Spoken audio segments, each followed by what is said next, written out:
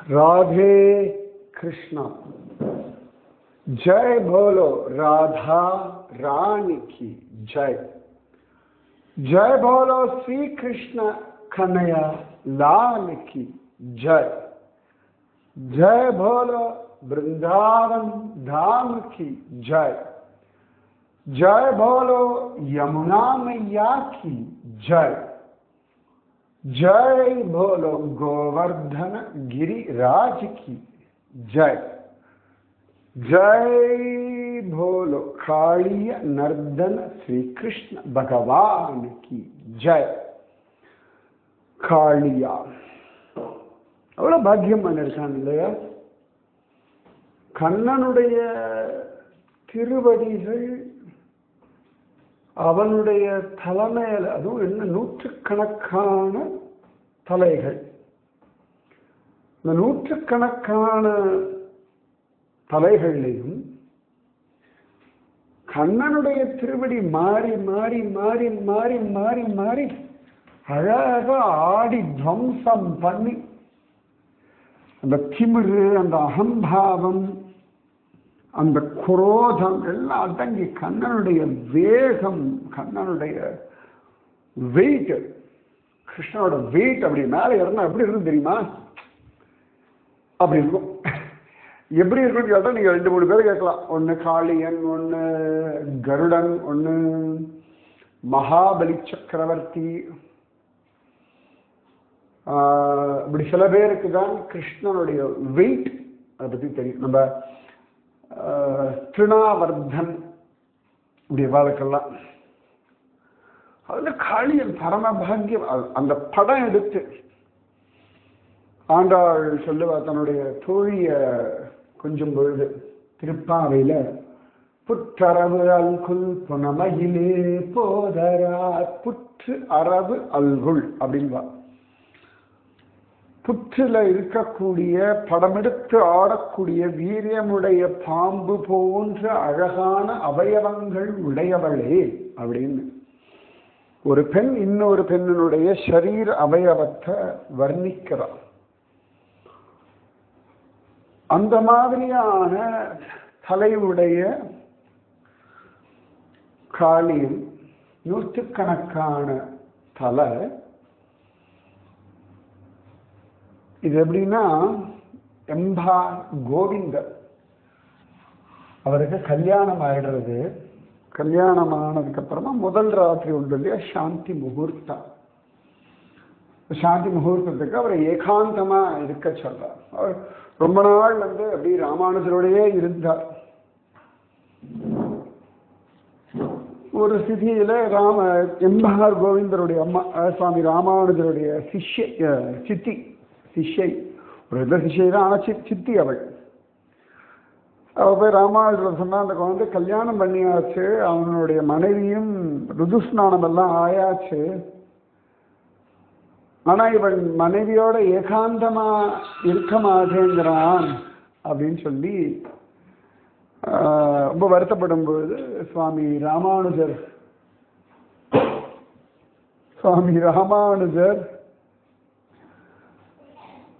ஏகாந்தமா இரு மனைவியோடு அப்படின்னு சொல்லிடுறார்.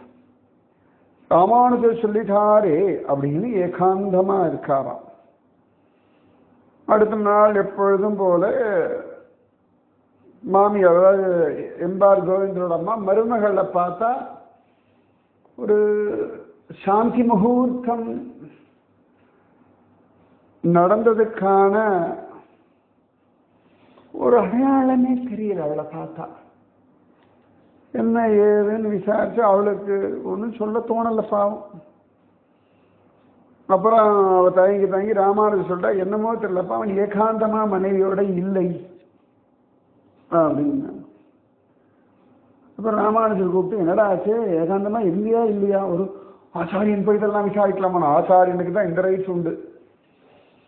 ஆச்சாரியனுக்கு தான் சகலத்தையும் சொல்லிக் கொடுக்கவும் புரிய வைக்கவும் தெளிவுபடுத்தவும் அழகாக தெரியும். விரசமில்லாம பேச வரும் ஆச்சாரியாளுக்கு. ஆனால் பல விஷயங்கள் உலகத்தில் இதெல்லாம் பேசலாமா, அதெல்லாம் பேசலாமா அப்படிலாம் நிறைய சொல்லுவாள். எல்லாருக்கும் எந்தெந்த விஷயங்களை எப்படி சொல்லித்தரணுமோ அப்படி சொல்லித்தரதுக்காக தானே ஆச்சாரிய புருஷர்கள். மிஸ்கைட் பண்ண மாட்டா, மிஸ்யூஸ் பண்ண மாட்டா.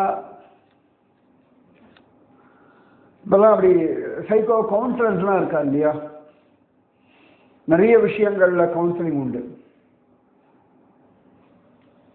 அந்த காலத்துல ஆச்சாரியர்கள் தான் பெரிய கவுன்சிலர்ஸ், குருமார்கள். நிஜமாவே நமக்கு ஒரு தெளிவை கொடுக்கறதுக்கு குருமார்கள் ரொம்ப ஈஸியா இருப்பா.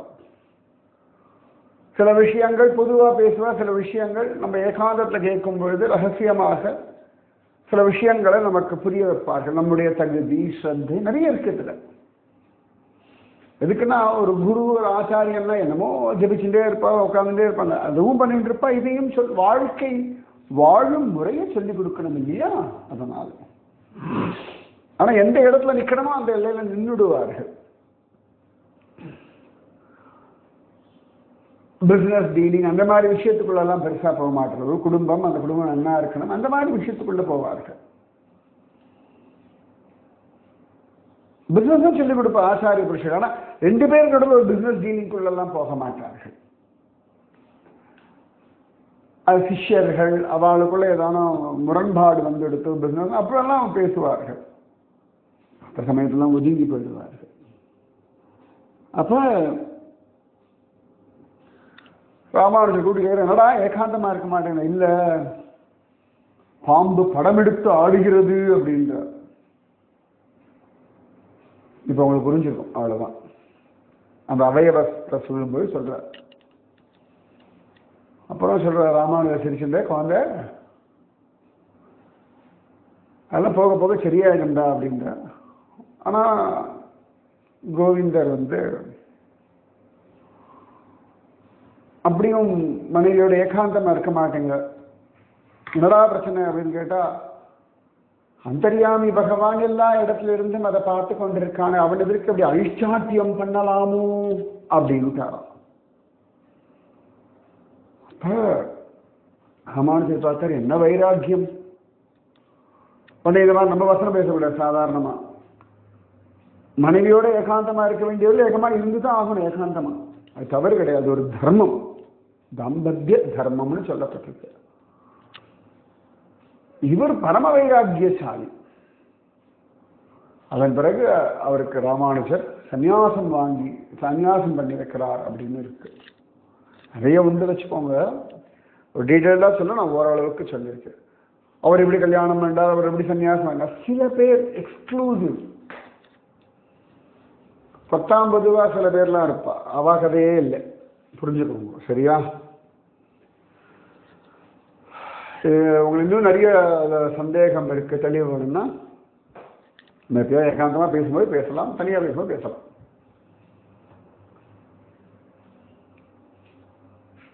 ஸோ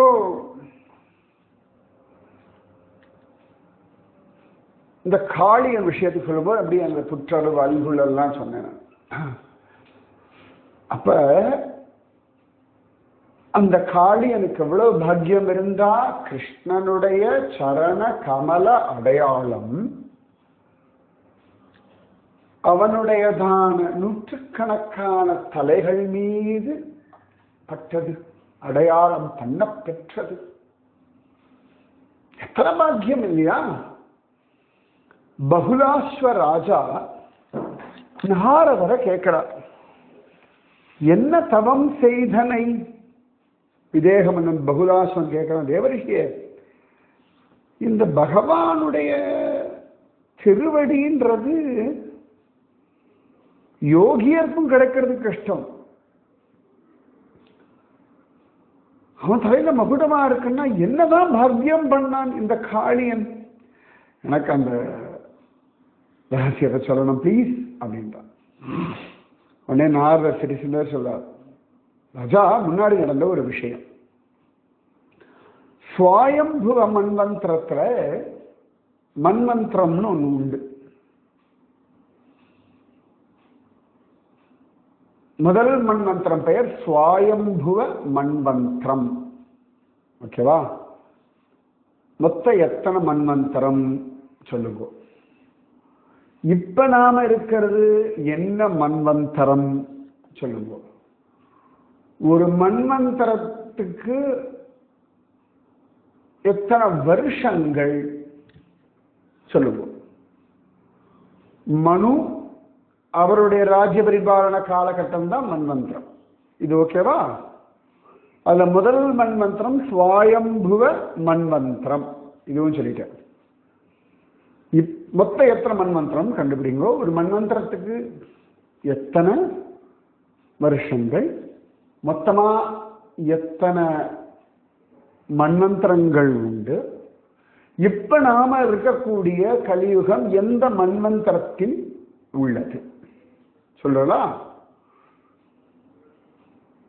இப்ப நான் சொல்லிட்டு இருக்கக்கூடிய இந்த நாரதர் பகுலாஸ்வன் விஷயம் கர்க சம்ஹிதையில சொல்லப்பட்டிருக்கு. அப்ப நாரதர் சொல்றார், ஸ்வயம்புவ மன்வந்திரத்துல பிருகு வம்சத்துல தோன்றிய வேதசிரா அப்படின்ற ரிஷி. வேதசிரா அப்படின்ற ரிஷி விந்தியாச்சலத்துல தபஸ் பண்ணிட்டு இருந்தார். பிருகு வம்சத்துல வந்தவர். அப்ப அவருடைய அந்த இடத்துக்கு யஸ்வசிரா அப்படின்ற ஒருத்தர், ஹெஸ்வசிரா அப்படின்ற, இவர் வேதசிரா, அவர் ஹெஸ்வசிரான்னு பேரு. அந்த ஒரு ரிஷி அங்க தங்கலாம்னு வந்துட்டார். சம்டைம்ஸ் என்ன தெரியுமா ஆயிடும், தன்னுடைய இடத்துல யாராவது வந்துட்டான்னா ஒரு பொறாமை, ஒரு இன்செக்யூர்டு ஃபீலிங், நம்முடைய கம்ஃபர்ட் ஜோன் குறையிறதுன்ற அந்த கடுப்பு நான் நிறைய பார்த்துருக்கேன். ட்ரெயின்ல, ஃப்ளைட்ல,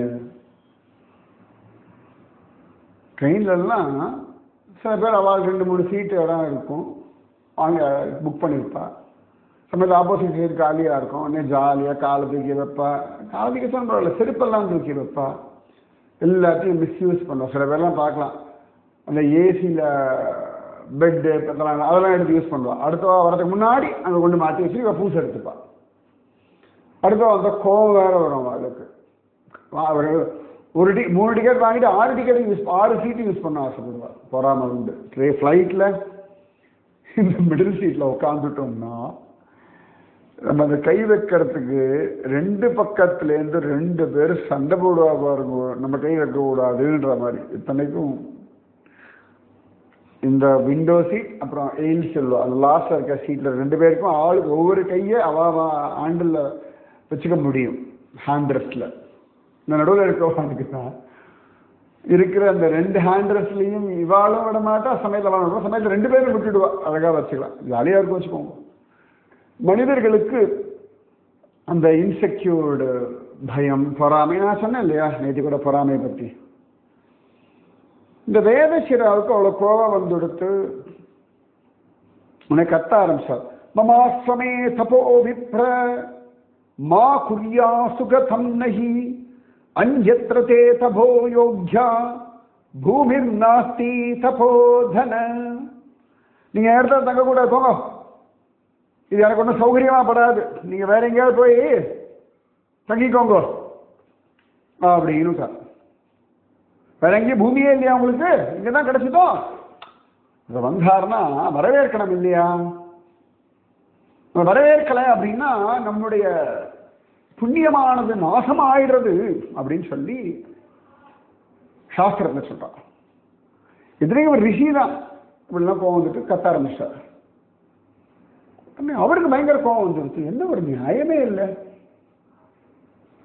உடனே அவர் அஸ்வசிரா சொல்லிட்டா, மகாவிஷ்ணோர் இயம் பூமிஹி நதே மே முனிசத்தம.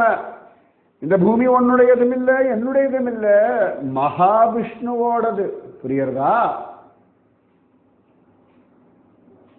என்ன நினைச்சிருக்காய் நீ, இப்படி கத்துறாய்? அவர் சொல்ற, இது எப்படி இருக்காய், நீ என்ன தபஸ் பண்றாய்? இவ்வளவு பேர் அழகா தபஸ் பண்றா, நீர் என்னடான்னா சவசன் சர்ப்ப இவத்வம். भो वृथा भो वृथा क्रोधम खगेति वा तथा सर्पो भवत्वं हि भूयास्ते गरुडाद्वयम् நீ பாம்பு மாதிரி கோபத்தை காட்டுறப்பா பாம்பாவே கடை கருடனால உனக்கு பயம் உண்டாகட்டும். உடனே சும்மாவே ஒரு கோபத்தை கத்துறா யாரு? வேதசிரா. இப்ப அஸ்வசிரா வேற சாபம் கொடுத்துட்டாரு இல்லையா, உடனே அவருக்கு இன்னும் கோபம் கொடுத்து வேதசிரா. சீ, நீ என்ன எப்படி இருக்காய்?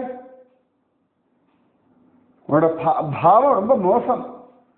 வேதசிரா சொல்லிட்டாராம், தம் மகாதர விப்ராவோ லகுர்த்ரோகம் மகோத்யமஹ கார்யார்த்தியம் காம இவ காக்க இவ கௌத்வம் காக்கோ பவதுர்மதே. சீச்சி சீச்சி, இல்ல சின்ன ஒரு விஷயம், அதுக்கு போய் இவ்வளவு பெரிய தண்டனை எல்லாம் கொடுக்குறீர்கள்.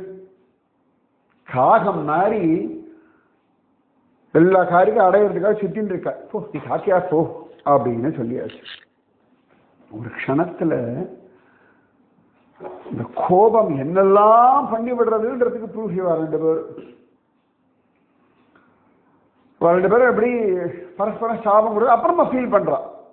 அதுக்குதான் நிதானம் நிதானம் நிதானம். அதான் பயங்கர கோபக்காரம், பயங்கர ஷார்ட் டெம்பர். பகவானுடைய கிருப்பை, நாமஜப மகிமை, குருஜி அம்மா ஆசீர்வாதம், வாழ்க்கை சொல்லி கொடுக்கிற பாடம் நிறைய மாறி இருக்கு. ஆனால் இன்னும் நிறைய மாறணும், நான் இல்லைன்னு சொல்லவே மாட்டேன். கோபமே இல்லாம ஒரு நிலை அடைகிறதுக்கு தான் ஒவ்வொரு நாளும் பிரயத்தனப்பட்டு இருக்கேன். அப்ப பகவான் வந்தாச்சு, நீங்க ரெண்டு பேரும் எனக்கு ரொம்ப பிரியமானவர்கள், என் வாக்கியத்தை கூட நான் விட்டுடுவேன், என் பக்தர்களுடைய வாக்கியத்தை நான் அப்படியே மதிப்பேன். அப்போ உடனே அவர் சொல்ற, வேதசிராவை பார்த்து சொல்றார், நீ பாம்பா ஆயிடு, அப்ப கவலைப்பட வேண்டாம், நான் உன் தலைமையில என் திருவடியை அடையாளம் பதிச்சிருவேன். இப்ப கவுடன் கிட்ட உனக்கு பயம் வேண்டாம், கவலைப்படாது அப்படின்னு சொல்லிட்டார். உன்னை காக்கம் இவரை பார்த்து சொன்னார், காக்க ரூபேதி சுஜானம் தே பவிஷ்யதி நிச்சிதம் பரந்த வைகாலிகம் ஞானம் சம்யுதம் யோக சித்திபிகி. நீ காக்கமாயிடு, ஆனால் எல்லா ஞானம் உனக்கு சித்திக்கட்டன்னுட்டார். அப்ப பகவான் சொல்லிட்டு கிளம்பிட்டார். அப்ப அந்த அஸ்வசிரா இருக்கார் இல்லையா, அவர் சாட்சாத் காகபுஷண்டோ அபூத்யோ கீந்திரோ நீலபர்வதே. அவர் காகபுஷண்டி அப்படின்றவராய் நீலமலையில தபஸ் பண்ணாராம். ராமபக்தோ மகாதேஜாஹ சர்வசாஸ்திரார்த்த தீபகஹ ராமாயணம் ஜகௌயோ வை கருடாய மகாத்மனே. அவர் காகபுஷண்டி அப்படின்ற அந்த காகமாயிட்டார், நல்ல ராமபக்தனா ஆயிட்டார். அவர் கருடனுக்கு ராமாயணத்தை சொன்னார் அப்படின்னு சொன்னார். ஆச்சா, இந்த காகபுஷண்டியினுடைய ஒரு இடம் பத்ரிகாசிரம் போற வழியில இருக்கு. நானும் ரொம்ப நாளா வெயிட் பண்ணிட்டு இருக்கேன். பார்த்தா இந்த வருஷமாவது சுவாமி ஐஷண்டு போய் அந்த இடத்தை காட்டி கொடுக்கணும். அதுக்கு ட்ரெக்கிங் எல்லாம் போகணும். சரியா? பகவத் சங்கல்பம். இப்படி அஸ்வசிரா காகபுஷண்டி ஆயிட்டார். இவர் யாரு? நம்ம வேதசிரா சாக்ஷுஷ மன்வந்தரம். ஒரு மன்வந்தரம் சொன்ன, சுவாயம்புவ மன்வந்தரம். இப்ப சாக்ஷுஷ மன்வந்தரம், இது எத்தனாவது மன்வந்தரம் அதே கண்டுபிடிங்க. சாக்ஷுஷ மன்வந்தரத்துல தக்ஷ பிரஜாபதி அவருடைய மகள்கள் 11 பேரு, அவர்களை கஷ்யபருக்கு கல்யாணம் பண்ணி கொடுக்கிறார். அந்த கஷ்யபருடைய மனைவி கத்ரு, அந்த கத்ருவுக்கு நிறைய குழந்தைகள் உண்டு. அதுல ஒரு பிள்ளையாக இந்த வேதசிரா காளியனாக வந்தார். ஸோ பூர்வ ஜென்மத்துல வேதசிரா ரிஷியா இருந்தவர் இப்ப காளியனா மாறியாச்சு. அதான் இந்த ரமணகத்தி நல்ல விஷயம் சொல்லியிருந்தோம் இல்லையா, கருடனுக்கான பலி ஆகாரத்தை எல்லாம் காளியனே சாப்பிட்டுட்டான். அப்ப கருடன் அடிச்சா, கருடன் கிட்ட தப்பிச்சு ஓடினான் காளியன். பல ஊர்கள் சுற்றினான். கடைசியில பாதாள லோகம் போனான். சேஷ பகவான் ஆதிசேஷன் அவரிடத்துல சரணாகதி பண்ணான். ஆதிசேஷன் தான் பூமியை தாங்கின்னு இருக்கார். அந்த ஆதிசேஷன் தான் நம்ம பலராமன். அப்ப அந்த ஆதிசேஷன் அவர்கிட்ட சரணாகதி பண்ணவன அவர் சொன்னார், குழந்தை உனக்கு எங்கே இருந்தும் கருடனிடத்திலிருந்து அபயம் கிடையாது. ஒரே ஒரு இடம்தான் உண்டு. பிருந்தாவனம் போ, யமுனா தீரம் போ. அங்க சௌபரி மகரிஷி சாபத்தினாலே கருடன் வரமாட்டான். அங்கதான் நீ இருப்பாய். பின்னாடி கண்ணனுடைய திருவடி உன் தலையில படுற வரைக்கும் அந்த இடத்த விட்டு போயிடாதே மகனே. அப்பதான் பொழச்சாயின்னு சொல்ல ஆதிசேஷன் சொன்ன கைடன்ஸ் படிதான் அவன் காளிய மடுவுக்கு வந்தான். காளிந்தி மடுவுக்கு வந்தான். அப்புறம் அது காளிய மடுவு ஆயிடுத்து. ஸோ என்னைக்கு கண்ணன் காளியன் அடக்கணும்னு வந்தானோ அன்னைக்கு பலராமர் வரலை. எங்கெல்லாம் லிங்க் வருது இல்லையா. இப்படித்தான் காளிய விஷயம், காளியனுடைய பூர்வ ஜன்ம விருத்தாந்தம்.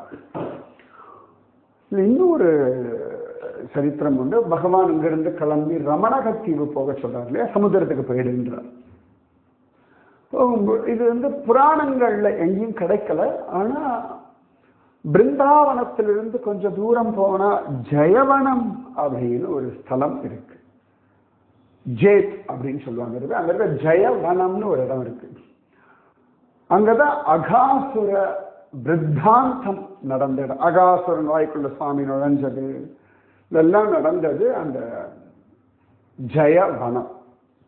தேவர்கள்லாம் ஜெயகோஷம் பண்ணதுனால ஜெயவனம்னு பேரு. அந்த அகாசுரனுக்கு மோட்சம் கிடைச்சதுன்னா ஜெயவனத்துல. ஸோ அந்த காளியன் அப்படி போகும்பொழுது அந்த ஜெயவனம் வந்தோடனே, என்னதான் இருந்தாலும் பிருந்தாவனம் இவ்வளவு நாள் துஷ்டனாவே இருந்தோம், இப்ப வந்து கிருஷ்ண அனுகிரகம் கிடைச்செடுத்து. ஆனா பிருந்தாவனத்தை வச்சு போக வேண்டிய துக்கத்துல இந்த ஜெயவனத்துல வந்துட்டு அவன் பிருந்தாவனம் பக்கம் திரும்பி பார்த்தான். கண்ணன் சொன்னான், நீ திரும்பி பார்க்காம நேர ரமணகத்தீவு போயிடுன்னு சொன்னான். ஆனா அவன் திரும்பி பார்த்துட்டான். என்ன ஆயிடுத்தான், அவன் கல்லாக மாறிட்டான். நான் ஜெயவனம் இந்த வாட்டி போயிருந்தேன் டிசம்பர்ல. அப்ப அந்த காளியன் கல்லாக மாறிட்டான். அந்த இடத்துல பார்த்தா ஒரு காளியனுடைய ஒரே ஒரு தலை இருக்க மாதிரி ஒரு கல் இருக்கு. நான் பார்த்தேன். அப்ப அந்த ஒரு பிரிட்டிஷ்காராளுக்கு வந்து என்னடா அதெல்லாம் வைத்தியகாரத்தனமா இருக்கு, முட்டாள் மாதிரி வளர்றா அப்படியே. அப்ப அந்த ஜனங்கள் சொன்னாலும் இந்த காளியனுடைய அந்த கல் இருக்கு இல்லையா, அவன் அவ்வளவு நீளமா, அதாவது அவன் வால் வரைக்கும் பிருந்தாவனத்துல இருந்தது அப்படின்னு சொன்னாலும் அவனுக்கு தோண்டி பார்க்கலான்னு தோண்டினாலும் தோண்டி எடுக்க முடியலையா இந்த காளியன் ரூபமா இருக்கக்கூடிய கல்லை. செம்ம கடுப்பாய் சுட்டுருக்கானோ. சுட்ட உடனே அதுல இருந்து ரத்தம் வந்திருக்கு அந்த கல்லுல இருந்து. அதனால பயந்து ஓடிட்டான் அப்படின்னு இருக்கு.